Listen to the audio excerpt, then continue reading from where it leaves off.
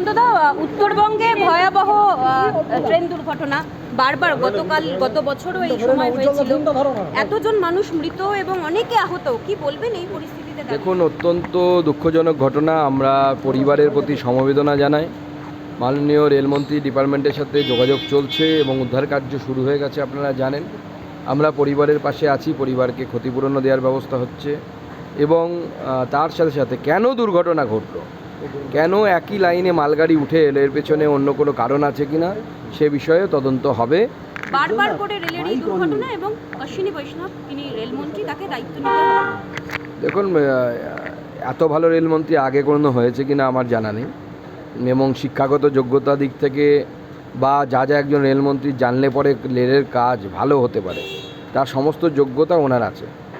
তৃণমূলরা মনে হয় হিংসায় এরকম করে। কিন্তু এটা কি দুর্ঘটনার সময়, এত বড় দুর্ঘটনা যখন ঘটেছে, এই সময় তো এগুলো রাজনীতি করার সময় নয়। প্রথম কথা হচ্ছে, তৃণমূল কংগ্রেসের কাছ থেকে তো রাজনীতি ছাড়া অন্য কিছু আপনি এক্সপেক্ট করতে পারেন না, কারণ দলটাই রাজনীতি আর ভোট দিয়ে চলে আর তোলাবাজি দিয়ে চলে।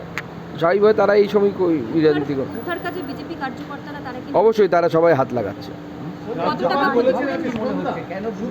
প্রাথমিকভাবে বলা যায় না, তদন্ত ছাড়া কিছু বলবো না আমি।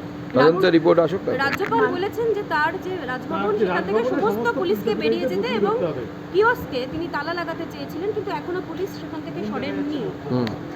দেখুন, রাজ্যপালের নিয়ম মানে নির্দেশ যদি না মানে পুলিশ, তাহলে তো সেই পুলিশের ডিজিপিকে সাসপেন্ড করে দেওয়া উচিত রাজ্যপালের। বিরোধী দলনেতাকে আগেরবার ঢুকতে দেওয়া হয়নি, আদালতের পারমিশন নিয়ে তিনি ঢুকেছিলেন। আপনারা কি সত্যি বিশ্বাস করেন রাজ্য প্রশাসন রাজ্যপালকে গৃহবন্দী করে রেখেছে? না, সে সম্ভাবনা আজ থাকতে পারে। সাংবিধানিক সংকট তৈরি হচ্ছে। আমি তো বলবো কেন্দ্রকে দ্রুত হস্তক্ষেপ করার জন্য।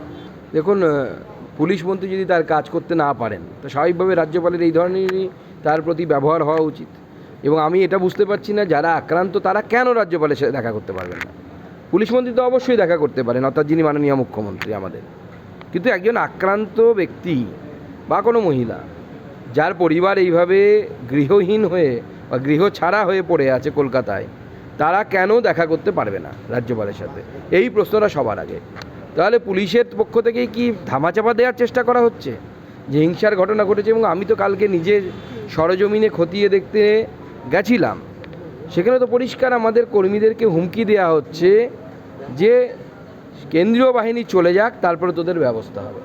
এই যে হুমকি, তার মানে কি পুলিশের সাথে কি তৃণমূল কংগ্রেসের এই হারমাদদের চুক্তি হয়ে গেছে, গটাপ হয়ে গেছে যে তোমরা যা ইচ্ছে তাই করবে, আমরা কোনোভাবে তোমাদেরকে আটকাবো না?